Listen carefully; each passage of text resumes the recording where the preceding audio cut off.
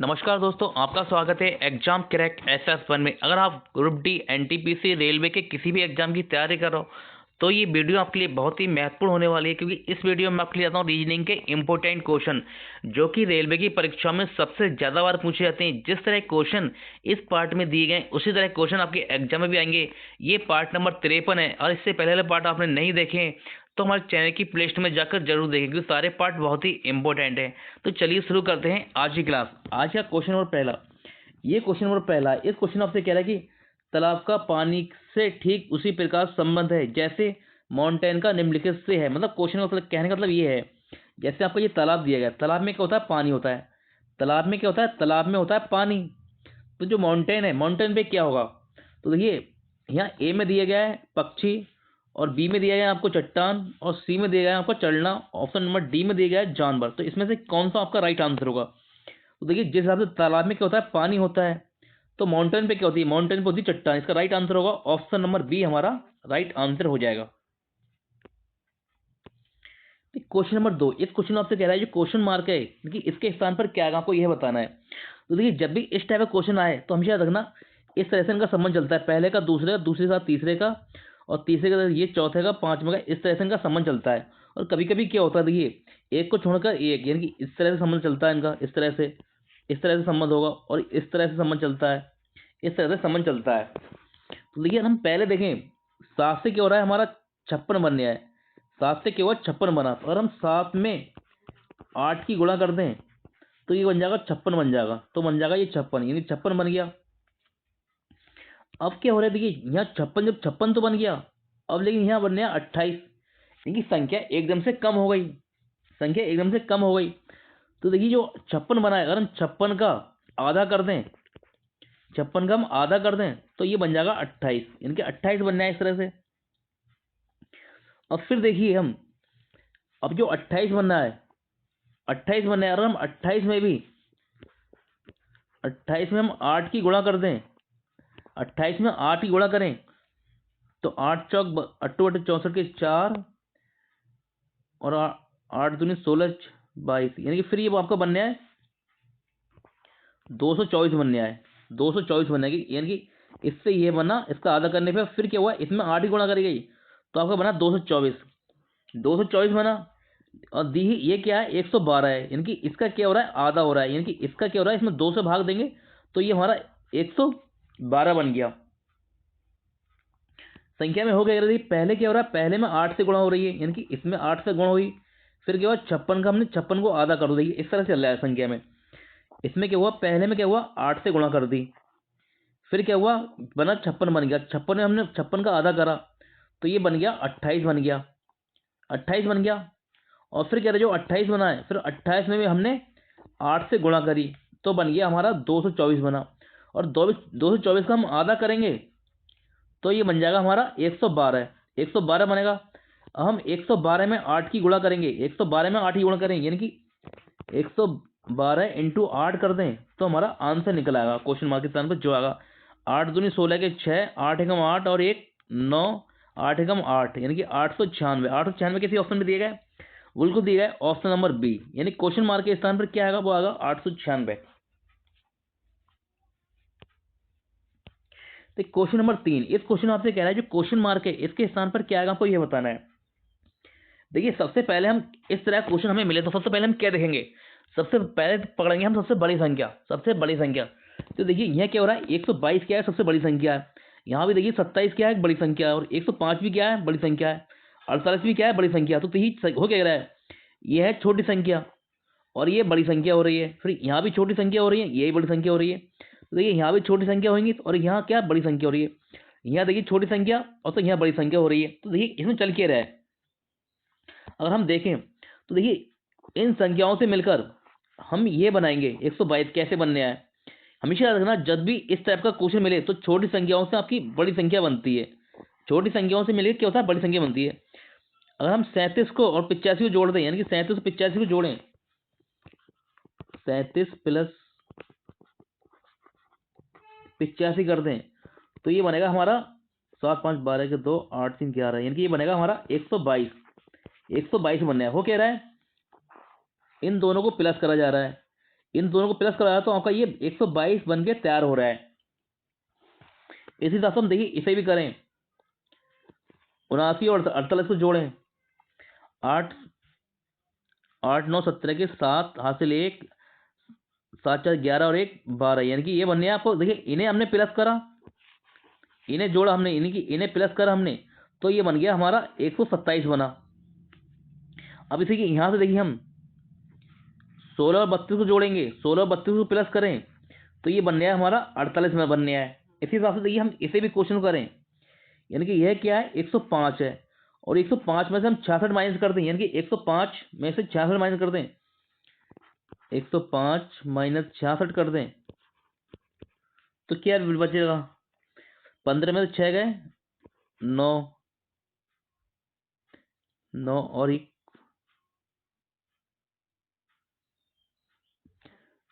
और 9 में से 6 जाएंगे 3, ये बचेगा 39, ये बचेगा 39। क्या 39 ऑप्शन में दिया गया है, मैंने जो क्वेश्चन मार्क है यहाँ आएगा आपका 39, क्योंकि आप देखिए जोड़ेंगे, देखिए 39 को,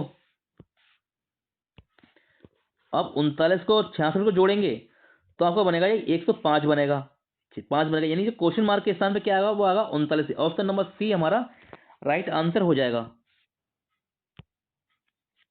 तो क्वेश्चन नंबर 4, इस क्वेश्चन में आपसे कह रहा है कि एक निश्चित कूट भाषा में इसे यह लिखा जाता है और इसे क्या है ये लिखा जाता है, तो इसे कैसे लिखा जाएगा आपको यह बताना है, इसे किस प्रकार लिखा जाएगा। तो देखिए यह क्या है, एल है,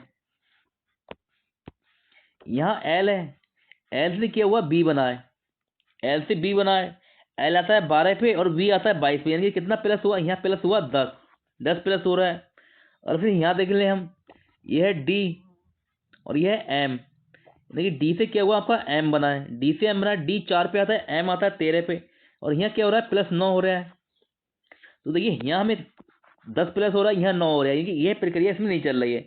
जब इस तरह से आपको क्वेश्चन ना बने तो आपको कैसे करना है, तो आपको पकड़ना है लास्ट से, लास्ट वाले को उठाना है। जैसे लास्ट में आपका टी है, लास्ट में टी है और यहाँ क्या है वी है, और हम टी से बी बनाए, और हम देखिए और हम टी से बी बनाए, टी से हम बी बनाए तो टी आता है 20 पर और बी आता है 22 पर, कितना प्लस हुआ, प्लस हुआ 2, प्लस हुआ 2 आपका। फिर क्या हुआ देखिए एफ से जी बना है, यानी कि एफ से आपका जी बना है, एफ आता है 6 पे, जी आता है 7 पे, अब क्या हुआ प्लस 1 हुआ, यानी कि प्लस आपका प्लस 1 हो रहा है। अब फिर देखिए आगे आप देखेंगे ई से क्या हुआ आपका एफ बना है, यानी कि ई से क्या हुआ आपका एफ बना है, ई आता है 5 पे, एफ आता है 6 पे, क्या हुआ फिर से प्लस प्लस 1 हुआ। अब देखिए लास्ट वाले को हम देखें, एल से क्या हुआ, एल से आपका एन बना है, एल से आपका एन बना है, एल आता है 12 पे, एन आता है 14 पे, कितना हुआ प्लस प्लस 2 हो रहा है, प्लस 2 हो रहा है। इसी हिसाब से हम इसमें भी चेक करें,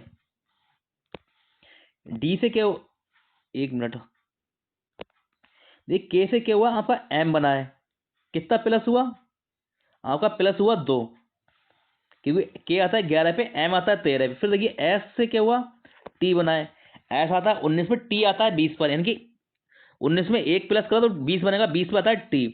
और फिर देखिए यहाँ क्या हुआ, ई से आपका एफ बना है, ये आता है 5 पे, एफ आता है 6 पे, यानी कि फिर से प्लस 1 हो रहा है। और फिर देखिए लास्ट में यहाँ देखिए डी से क्या हुआ आपका एफ बना है, डी आता है 4 पे, एफ आता है 6 पे, यानी कि आपके प्लस 2 हो रहे हैं। इसमें चल क्या रहा है देखिए, पूरे में पहले में आपका 2 प्लस हो रहा है, इनकी जो लास्ट में आपका जो दिया गया है, जैसे आपका लास्ट में के है तो इसमें 2 प्लस हो रहा है। देखिए हमें क्या चलना पड़ेगा, हमें चलना पड़ेगा यहाँ से उल्टी तरफ से, उल्टी तरफ से, क्योंकि हमने इस तरह से क्वेश्चन करा है। यहाँ से के को उठाया, के में हमने 2 प्लस करा तो हमारा एम बना था, और फिर देखिए एस में हमने 1 जोड़ा तो टी बना, फिर ई में हमने 1 जोड़ा तो एफ बना, और डी में हमने 2 जोड़ा तो एफ बना, क्योंकि पहले क्या 2 प्लस हो रहा है। देखिए हमारा लास्ट में क्या है पी है, लास्ट में हमारा पी है, और पी आता है 16 पे, पी आता है 16 पे, और 16 में हम 2 जोड़ेंगे, उन्होंने पहले में 2 जोड़ा गया, इसमें प्लस 2 करेंगे, 2 जोड़ेंगे तो ये बनेगा 18, 18, और 18 पे आपका आता है आर, यानी कि आर से आपका आंसर स्टार्ट होगा। तो आर तो आपके 2 ऑप्शन में, यानी कि ए नहीं होगा आपका आंसर और डी आंसर नहीं होगा। फिर देखिए फिर हम लेंगे यहाँ एल, एल एल आता है 12 पे, एल आपका आता है 12 पे।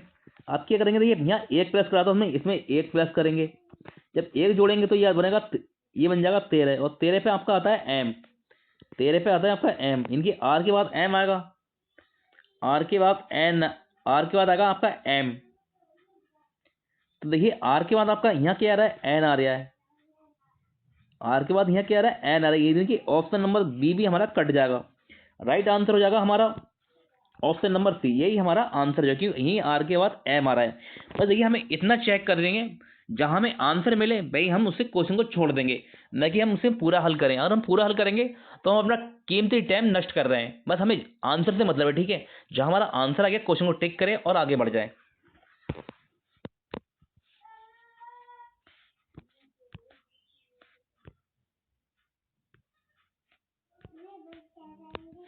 क्वेश्चन नंबर 5, क्वेश्चन नंबर 5 है, देखिए इस क्वेश्चन में आपसे कह रहा है कि एक कक्षा के सभी 24 विद्यार्थी उत्तर की ओर मुख करके एक सीधी पंक्ति में खड़े हुए हैं। नेहा दाएं सिरे से 8वें स्थान पर है, जबकि अभिषेक बाएं सिरे से 20वें स्थान पर है।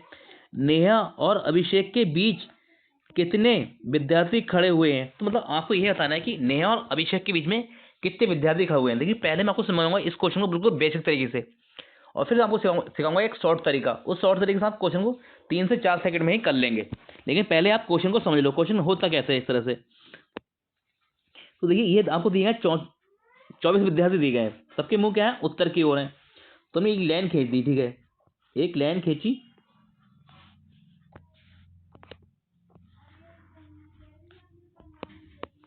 इसमें क्या है, इसमें आपके 24 विद्यार्थी हैं, यानी कि ये लाइन पूरी क्या है, 24 की है, इसमें आपके 24 विद्यार्थी हैं।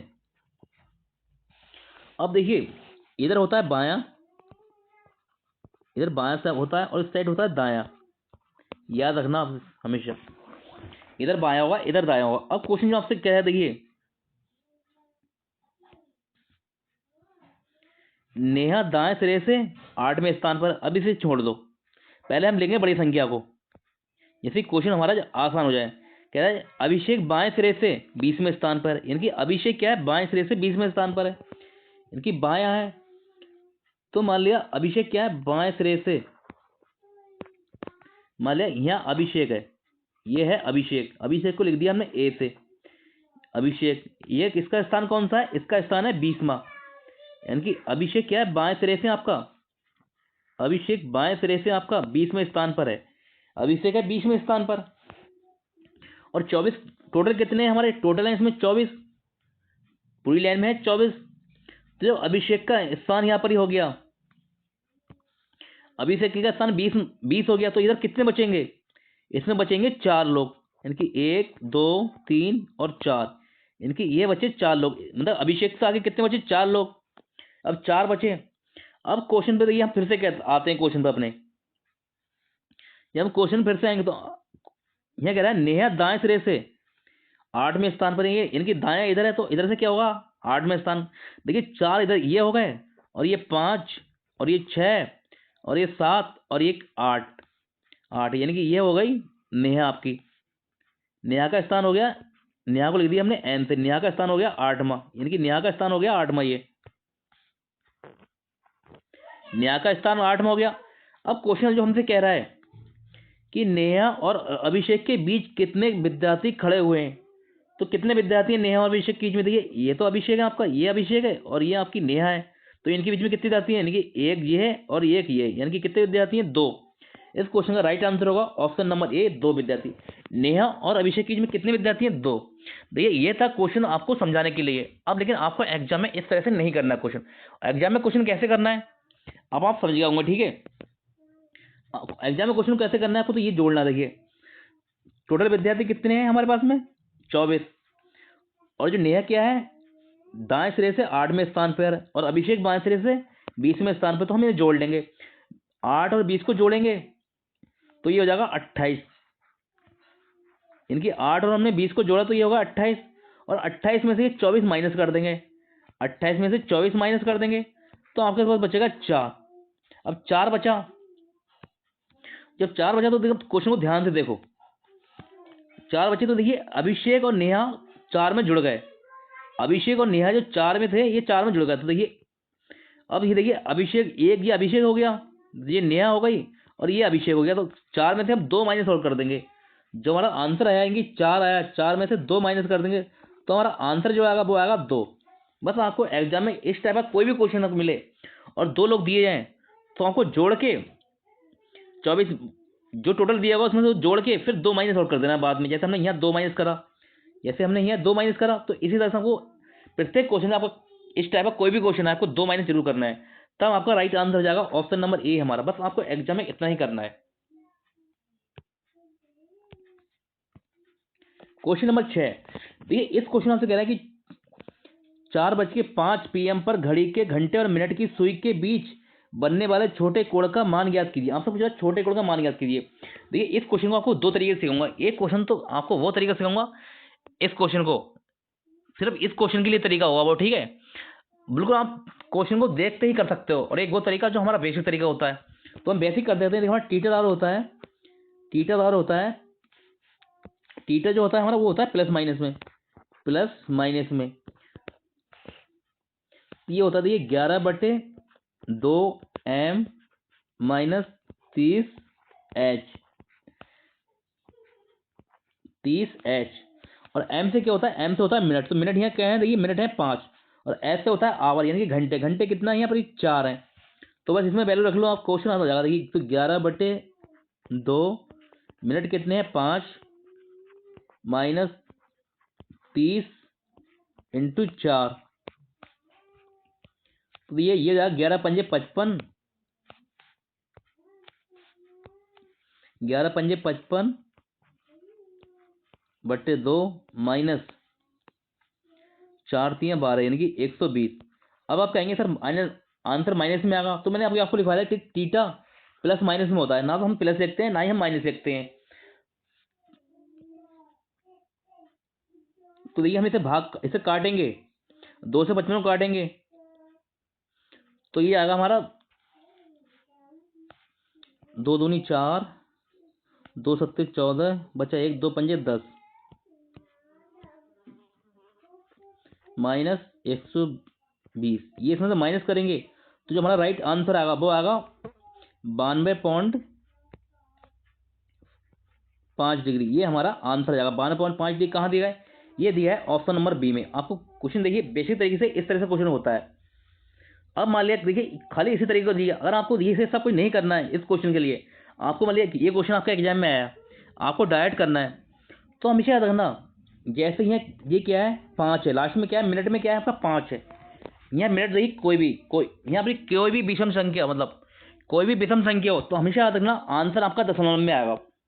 सम संख्या को छोड़ के कोई भी आपकी विषम संख्या कैसी होती है, जैसे 1 हो गई, 3 हो गई, 5 हो गए, 7 हो गई, 9 हो गई, 11 हो गई, यानी कि ये सारी संख्या होती है विषम संख्या होती हैं।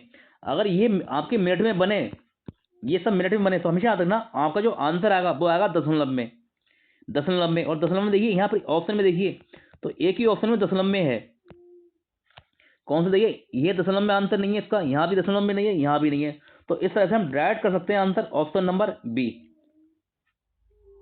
अब देखिए इसमें क्या पेन चलाने की जरूरत थी, हमें क्वेश्चन को हम देखते हो डायरेक्ट कर देते हैं इस तरह से क्वेश्चन को। हमें इसमें सेकंड भी नहीं देना है, बस देखना है, टिक करना है, आगे बढ़ जाना है। अगर जब भी आप देखिए सम संख्या में आपका आंसर आए, जैसे यहाँ मिनट, जब मिनट 5 हैं तो यहाँ 2 दिया गया हो, 3 दिया गया हो, सॉरी 3 नहीं, 4 हो, 6 हो या 0 हो, ऐसे कोई भी सम संख्या हो, तो आपका ध्यान रखना जो आंसर आएगा वो दशमलव में नहीं आएगा, आंसर आपका दशमलव में नहीं आएगा। बस इतना याद रखना, इस तरह से आप क्वेश्चन का आंसर डायरेक्ट भी दे सकते हैं।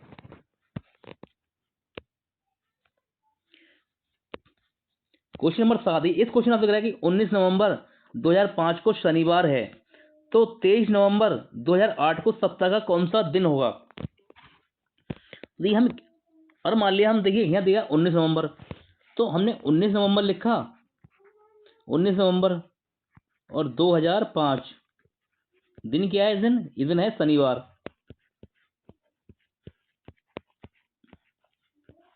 शनिवार है। लेकिन हमें जाना है 23 नवंबर 2008 तक, तो हम पहले जाते हैं 19 नवंबर तक ही, 19 नवंबर 2008 तक जाते हैं। 8 से जाते हैं, 19 नवंबर 2008 से जाते हैं, ये 19 नवंबर 2008 तक ही जाते हैं हम। तो देखिए आपका, देखिए 5, आपका देखिए 5 के बाद में क्या आएगा, 6 आएगा, फिर 7 आएगा और फिर 8 आएगा। देखिए जो आपकी नॉर्मल ईयर होती है उसमें क्या होता है, विषम दिन 1 होता है, 1 ये हो गया। और फिर देखिए आपका ये भी 7 क्या है, यानी कि ये होगा 2006, 2007, 2008, ठीक है। हमें 19 नवंबर 2008 तक ही जा रहे हैं। और 2008 8 की जो 8 है वो क्या है, एक लीप ईयर है, इनकी अधिवर्ष। इसमें क्या होता है, जो लीप ईयर होता है उसमें फरवरी होती है 29 दिन की। तो इसमें क्या होंगे, 2 विषम दिन होंगे, यानी कि 7 में आपका 1 मिलेगा और 2008 में आपके 2 विषम दिन होंगे, यानी कि 2 ये हो गए, 1 और 1, 2 और 1 4, ये टोटल होगा 4, ये 4 ये हो गए। लेकिन ये बात हो गई हमारी 19 नवंबर 2008 तक की, लेकिन हमें जाना है 23 नवंबर तक।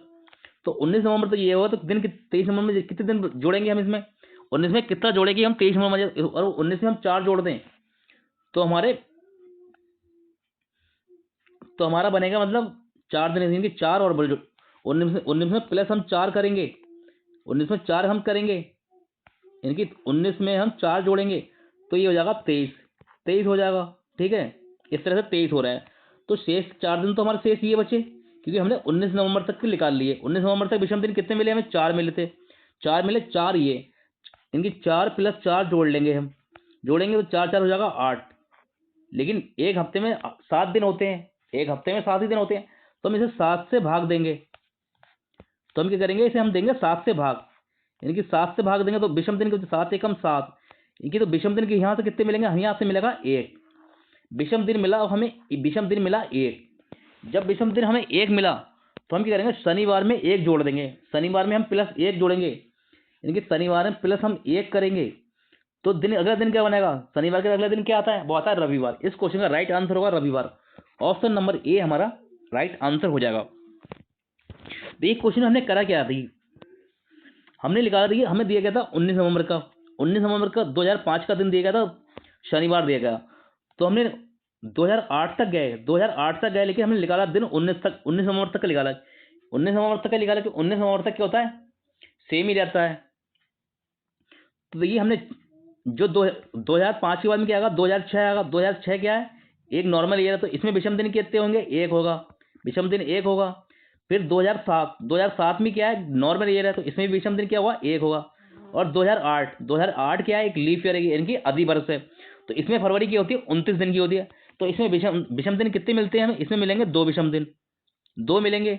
तो इन सबको जोड़ा हमने, 1 और 1 2 और 2 4, ये हो गए हमारे पास 4 हो गए, 4 ये, लेकिन हमने निकाला था 29 नवंबर तक निकाल दो, तो हमें जाना था लेकिन 23 नवंबर तक।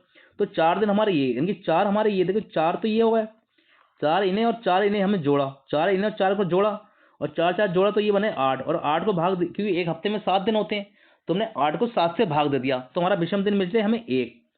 तो हमने शनिवार में, जो हमारा शनिवार में हमने 1 जोड़ दिया, शनिवार में हमने 1 जोड़ा, तो हमारा तो होगा, तो अगला दिन क्या होगा, वो होगा रविवार, यानी कि ऑप्शन नंबर ए हमारा रविवार होगा। इस तरह से हमने इस क्वेश्चन को करा है।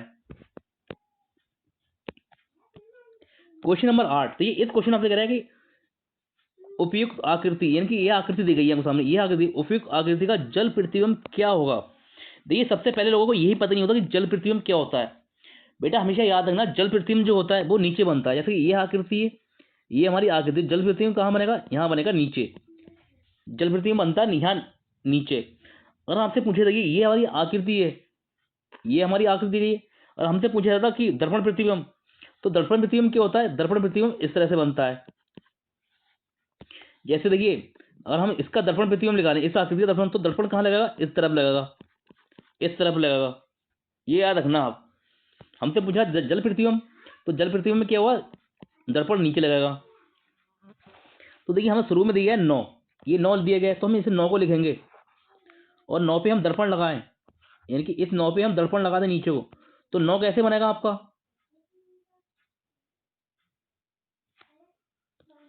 तो देखिए 9 बन जाएगा आपका, फिर इस तरह से बनेगा, ये 9 बनेगा इस तरह से, जब नीचे दर्पण लगाएंगे हम। तो देखिए इस तरह से 9 कहाँ बनने आए, यानी कि आपका ये नहीं, ये तो आंसर होगा ही नहीं। देखिए यही बनना है ऑप्शन नंबर ए में, बस हमारा राइट आंसर हो गया ऑप्शन नंबर ए। बस आपको एग्जाम में इतना करना है। देखिए क्वेश्चन घुमाता है, ठीक है। ये क्या बनना है, देखिए यहाँ पर ये बनना है दर्पण प्रतिबिंब। जैसे आपका ये 9 है, अगर हम इस पर दर्पण लगाएंगे, इस साइड में ये दर्पण लगाएंगे, तो जो आपका 9 है वो कैसे बनेगा, वो बनेगा 9 इस तरह से, यानी ये 9 बनेगा इस तरह से। तो देखिए कभी भी इस तरह से आप टिक मत कर देना, ठीक है। क्वेश्चन को पहले पढ़ना आराम से, क्योंकि क्वेश्चन क्या कह रहा है। क्वेश्चन कह रहा था हम जल प्रतिबिंब, जल प्रतिबिंब कह रहा था, तो जल प्रतिबिंब हमने इसका निकाला नीचे, तो ये बना हमारा ऑप्शन नंबर ए, हमारा राइट आंसर बनने है।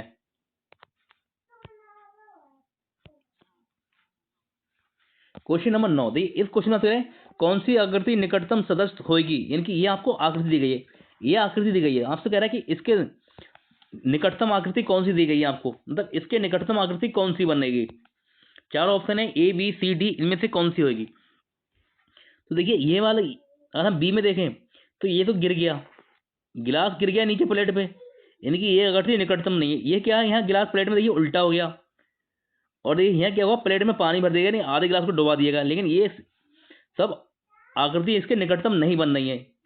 तो इसका राइट आंसर हो जाएगा ऑप्शन नंबर ए। देखिए इसके निकटतम यही आकृति बन रही है। यहाँ भी देखिए गिलास सीधा है, लेकिन प्लेट से बाहर तो है, लेकिन क्या है, बिल्कुल सीधा गिलास और प्लेट के पास में रखा हुआ है। इसमें क्या हुआ, बी वाले में देखिए गिलास गिर गया, इसे उल्टा कर दिया, इसे यानी कि ये निकटतम नहीं है। हमारा राइट आंसर होगा वो होगा ऑप्शन नंबर ए, और सॉरी ए नहीं है, इसका राइट आंसर की ए हमारा दिया गया है वो कहाँ दिया है, ये दिया है बी में। राइट आंसर होगा हमारा ऑप्शन नंबर बी। क्यों, आपका जो ए बनने था, ए कहाँ दिया गया, ये दिया है बी में। कभी जल्दबाजी में इस तरह से क्वेश्चन आप एग्जाम में गलत मत करना।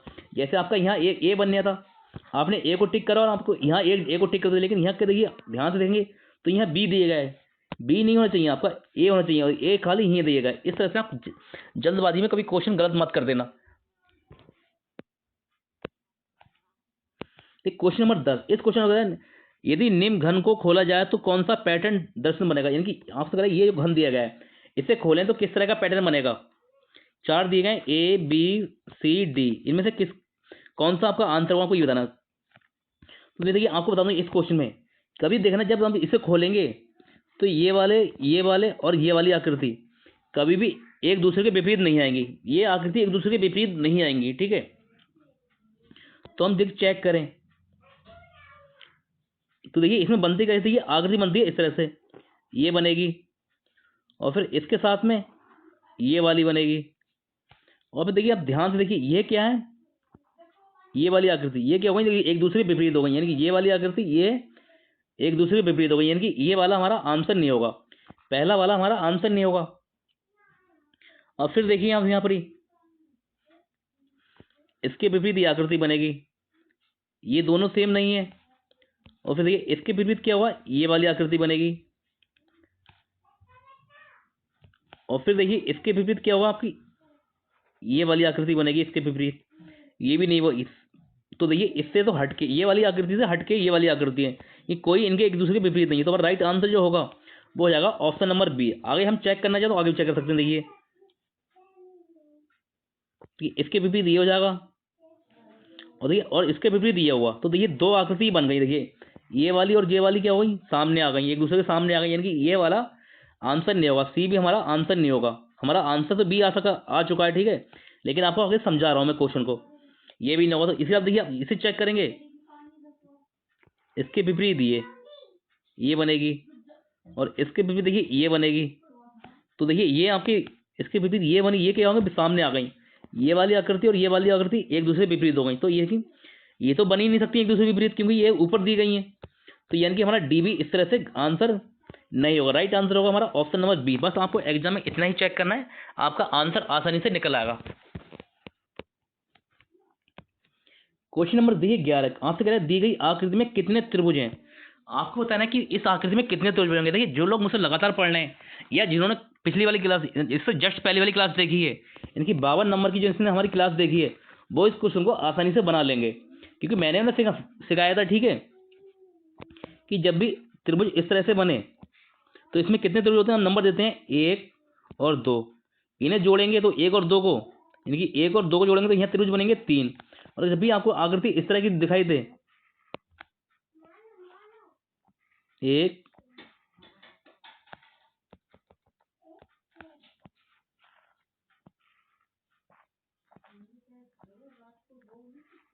ऐसे तो इन्हें नंबर देंगे, देखिए 1 2 और 3, इन्हें जोड़ेंगे, देखिए तो 1 और 2 3 और 3 6, इसमें त्रिभुज बनेंगे 6 बनेंगे। और देखिए यहाँ पर ही आप सीख लो, क्योंकि कल को कोई भी क्वेश्चन इस टाइप का है तो आप आसानी से उसे कर लोगे।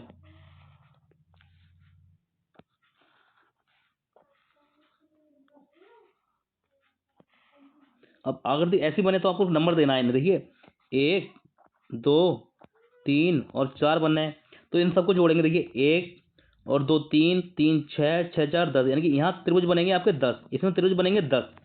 अब देखिए, अब एक और सीख लो आप। अगर मान लिया हमने इसमें एक लाइन यहाँ वाले इस तरह से लाइन खींचते हैं, तो पहले इसमें त्रिभुज बनने थे 3 बनने थे, त्रिभुज 3 बनने, जब लाइन सिंगल थी तो त्रिभुज बनने 3। अब लाइन हो गई 2, अब लाइन जब 2 हो गई तो हमें क्या करना है, इसमें 3 में 2 से गुणा कर देना है, तो इसमें त्रिभुज बनेंगे आपको 6।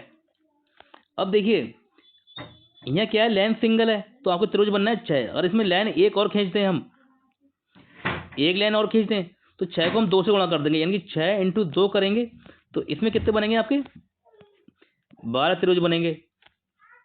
अब देखिए, अब यहाँ पहले क्या है, एक लाइन है, ये एक लाइन है, हमने एक लाइन और खींच दी, एक लाइन और खींच दी। जब एक लाइन थी तो हमारे पास बन रहे थे 10 त्रिभुज बन रहे थे, हमने एक लाइन और इसमें और खींच दो, या फिर एक और खींच दो, ठीक है, या फिर एक इसमें लाइन और खींच दो। ये हर टाइप के क्वेश्चन के लिए बता दी। अब हमको क्या करना है, एक लाइन पे हमारे क्या करना है, 10 त्रिभुज बन रहे थे, एक लाइन पे 10 बन रहे थे, तो हम देखिए लाइनें कितनी हो गई हमारे पास में, एक लाइन, यानी कि एक लाइन, 2 लाइन, 3 लाइन, 4 लाइन और 5 लाइन, ये लाइनें हो गई 5, और 5 हो गई तो हम 10 को 5 से गुणा कर दो, 10 × 5 करेंगे तो इसमें त्रिभुज कितने बनेंगे, इसमें बनेंगे 50 त्रिभुज, इसमें बनेंगे आपको 50 त्रिभुज। अब आप इसी तरह से इस क्वेश्चन को कर लो, ठीक है, जो आपको दिया गया है। अगर आप इसे देखिए, गिनो लाइनें कितनी है इसमें, 1 2 3 4, यानी कि इसमें क्या है, 4 वो हैं, 4 खाने दिए गए, 4 से हमारे कितने बनने थे, देखिए हमारे दिए 4, 4 मतलब दीजिए, जोड़ेंगे, देखिए 1 + 2 + 3 प्लस और ये 4 प्लस, इन्हें हम सबको जोड़ेंगे, 1 2 3 3 3 6 6 4 10, यानी कि इसमें त्रिभुज बनना है 10, इसमें त्रिभुज बनना है 10, यानी कि आपकी एक लाइन पर आपके त्रिभुज बनना है 10 बनना है। तो लाइनें कितनी हैं आपकी, लाइनें गिन लो, तो देखिए एक लाइन ये है, एक ये 2 और एक ये 3, यानी 3 लाइनें, तो 10 को 3 से गुणा कर दो, 10 को 3 से गुणा करो, 10 3 30, इसमें कितने त्रिभुज बनेंगे, इसमें बनेंगे 30। आपका राइट आंसर हो जाएगा ऑप्शन नंबर डी, आपका राइट आंसर हो जाएगा।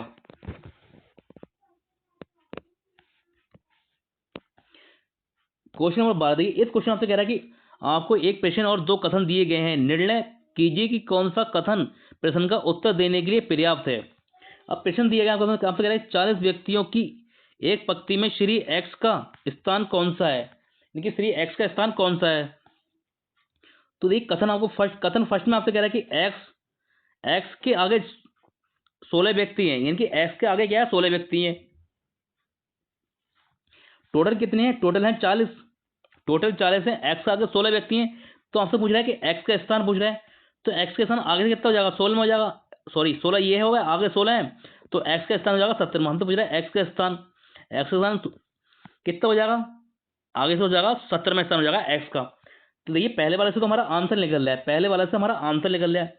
अब सेकंड को चेक कर लेते हैं हम, सेकंड वाले को, सेकंड वाला श्री एक्स के पीछे 23 व्यक्ति हैं, यानी कि टोटल व्यक्ति कितने हैं, 40 हैं, और श्री एक्स के पीछे कितने हैं, 23 व्यक्ति हैं। जब पीछे 23 व्यक्ति हैं तो पीछे से एक्स का स्थान कौन सा होगा, 24 में होगा, यानी कि एक्स का स्थान पीछे से कितना होगा, 24 में होगा, यानी कि पीछे वाले से, यानी कि 2 नंबर से भी हमारा आंसर निकल रहा है, ठीक है। तो देखिए इसका आंसर कौन सा होगा, तो आपसे क्वेश्चन पहले में आपसे कह रहा है कि केवल 2 ही पर्याप्त है, जबकि पहला अकेला पर्याप्त नहीं है। तो ये हमारा आंसर दोनों से निकल जाता है, यानी कि पहला वाला ही हमारा गलत होगा। तो सेकंड में चेक कर लेते हैं, केवल एक ही पर्याप्त है, ये भी बात भी गलत कह रहा है कि दोनों से हमारा आंसर निकला, तो ये भी बात गलत है। और सी में कह रहा है कि 1 और 2 दोनों एक साथ पर्याप्त हैं। तो देखिए दोनों एक साथ पर्याप्त कैसे हैं, खाली हमारा पहले से आंसर निकल रहा है और केवल दूसरे से भी आंसर निकल रहा है, तो दोनों एक साथ पर्याप्त नहीं है, क्योंकि सी वाला भी हमारा गलत होगा। और डी में हम चेक करें, देखिए या तो अकेला कथन फर्स्ट या अकेला 2 पर्याप्त है। तो ये वाला बिल्कुल सही कह रहा है, डी वाला हमारा राइट आंसर होगा, क्योंकि देखिए हमारा 1 से भी आंसर निकल रहा है और हमारा 2 से भी आंसर निकल रहा है, यानी कि दोनों अकेले अकेले पर्याप्त हैं। क्वेश्चन नंबर 13 देखिए, इस क्वेश्चन आपसे कह रहा है कि एक कथन और उसके बाद 2 धारणाएं फर्स्ट और सेकंड दी गई हैं। कथन में दी गई जानकारी को सत्य मानते हुए विचार करें और बताएं कि दी गई धारणाओं में से कौन सी कथन में निहित है। तो देखिए कथन दिया गया, जो कथन दिया गया है इसे आपको सही मानना है, ठीक है। जो हमें धारणा दी गई है बस हमें इसी कथन को मान के ही हमें उसका आंसर निकालना है। तो ये कथन में कह रहा है हमसे, निबंध लेखन एक कला है। एक अच्छा निबंध लिखने में सक्षम होने के लिए विषय की समझ के साथ साथ भाषा पर पकड़ होनी भी आवश्यक है। तो ये कह रहा है, हमें कथन कह रहा है, तो धारणा फर्स्ट में हमसे कह रहा है कि विषय पर पूर्ण निपुणता के बिना निबंध नहीं लिखा जा सकता। ये बात गलत कह रहा है कि पूर्ण निपुणता, अरे हमें अगर कम निपुणता होगी तब भी हम निबंध लिख सकते हैं, यानी कि पहला वाला हमारा गलत हो जाएगा कथन के हिसाब से। और सेकंड में हमसे कह रहा है कि भाषा पर अच्छी पकड़ वाला कोई भी व्यक्ति अच्छा निबंध लिख सकता है। देखिए आपसे यहाँ क्वेश्चन जो कह रहा है कि भाषा पर अच्छी पकड़ वाला कोई भी, यहाँ शब्द दिया कोई भी व्यक्ति अच्छा निबंध लिखता है। जरूरी थोड़ी है, मान लिया किसी की भाषा पर पकड़ है, ठीक है, लेकिन उसे निबंध लिखने की समझ नहीं है, क्योंकि हमें यहाँ समझ दे रखा है, ये दिया गया समझ। भाषा देखिए भाषा पर तो पकड़ है, लेकिन क्या है उसे विषय की समझ नहीं है। जब विषय की समझ नहीं होगी, क्योंकि यहाँ कह रहा था कोई भी व्यक्ति मान लिया कोई व्यक्ति, उसे भाषा पर तो अच्छी पकड़ है, लेकिन क्या है विषय की अच्छी समझ में नहीं है, तो वो निबंध नहीं लिख सकता, यानी कि ये वाला भी हमारा गलत होगा। तो इसका राइट आंसर होगा ना तो धारणा फर्स्ट और ना ही धारणा सेकंड नहीं है, यानी कि ऑप्शन नंबर ए हमारा राइट आंसर हो जाएगा। क्वेश्चन नंबर 14, इस क्वेश्चन आपसे कह रहे थे नीचे एक निर्णय और 2 कथन फर्स्ट और सेकंड दिए गए हैं, जानकारी को ध्यानपूर्वक पढ़कर सही विकल्प चुने। तो यहाँ देखिए निर्णय लिए गए, जो निर्णय लिए गए हमें निर्णय लेना है, ठीक है। कोई भी कार्रवाई हो रही है तो हमें निर्णय लेना है, ठीक है। जो निर्णय में दिया गया हो उसे हमें सही मानना है। यहाँ कह रहे हैं आपसे, राज्य सरकार ने गांवों में रहने वाली सभी अशिक्षित महिलाओं को बुनियादी शिक्षा प्रदान करने के लिए निःशुल्क शिक्षा कार्यक्रम शुरू करने का निर्णय लिया है। तो देखिए कथन फर्स्ट में हमसे कह रहा है कि अन्य राज्यों में इसी तरह के कर्मों के परिणाम स्वरूप मात्र 2 वर्षों में 63% अधिक महिलाओं को रोजगार मिला। तो बिल्कुल सही बात है, ये तो बिल्कुल सही। देखिए हमसे यहाँ कह रहा है, देखिए जो निर्णय है उसमें कह रहा है कि राज्य सरकार ने गाँवों में रहने वाली अशिक्षित महिलाओं को बुनियादी शिक्षा प्रदान करने के लिए निःशुल्क कार्यक्रम शुरू किया। बुनियादी शिक्षा का मतलब क्या होता है? देखिए बुनियादी शिक्षा का मतलब ये नहीं होता कि हमें ABCD सीख लो या छोटा बड़ा सीख लो या 1 2 3 सीख लो, ठीक है। इसका मतलब ये नहीं होता, ये तो हमें सीखना है बुनियादी शिक्षा में, लेकिन इसके साथ में हमें रोजगार के तरीके सीखना है। रोजगार के तरीके सीखने हैं, जब हम रोजगार के तरीके सीख जाएंगे तो उसे कहते हैं बुनियादी शिक्षा। उससे क्या होगा, हम रोजगार प्राप्त कर सकते हैं बुनियादी शिक्षा से। तो जो हमारी जो कथन फर्स्ट में कह रहा था कि 63% अधिक महिलाओं को रोजगार मिला, तो बिल्कुल ये बात बिल्कुल सही है। जो कथन हमारा फर्स्ट है ये बिल्कुल सही हो जाएगा।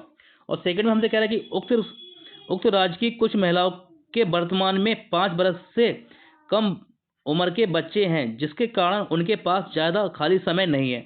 तो देखिए जो निर्णय है इस तरह की कोई बात नहीं कह रहा है जिस सेकंड वाले, तो ये हमारा गलत हो जाएगा।